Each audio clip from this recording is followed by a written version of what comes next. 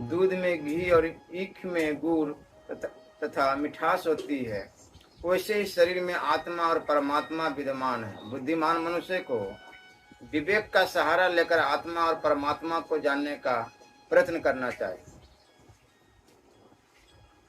साधन और साध्य दोनों का स्पष्ट कथन किया। मनुष्य को कई कारणों से धन की हानि होती है, कई कारणों से वह दुखी रहता है। परिवार में कभी कुछ दोष भी आ जाते हैं तथा कई बार उसे धूर्त लोगों के हाथों से धोखा भी उठाना पड़ता है। महाराज का कहना है कि मनुष्य को ऐसी बातों को किसी दूसरे पर प्रकट करने की आवश्यकता नहीं है, क्योंकि ऐसा करने से जन हंसाई के अतिरिक्त कुछ हाथ नहीं आता। इससे सामाजिक प्रतिष्ठा पर भी आंच आती है। जो मनुष्य लेन देन के संबंध में संकोच करता है, उसे हानि उठानी पड़ती है। किसी विद्या की प्राप्ति अथवा कोई गुण सीखते समय भी मनुष्य को संकोच नहीं करना चाहिए। यह संकोच न करने का अर्थ यह नहीं कि मनुष्य अत्यंत लोभी हो जाए।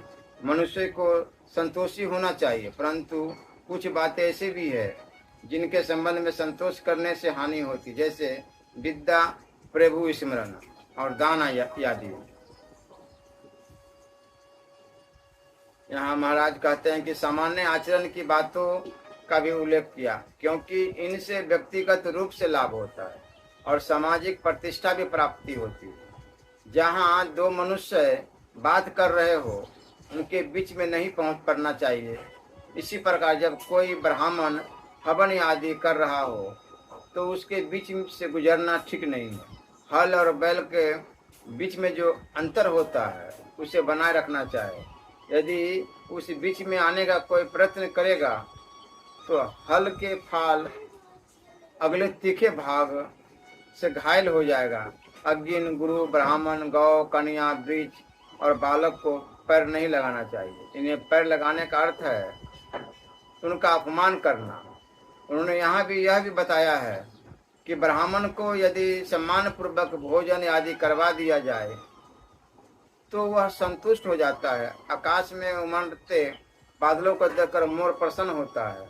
साधु अथवा सज्जन लोग दूसरों का कल्याण होने से प्रसन्न होते हैं, परंतु दुष्ट आदमी दूसरे की भलाई नहीं देख सकता, उसे इससे कष्ट होता है।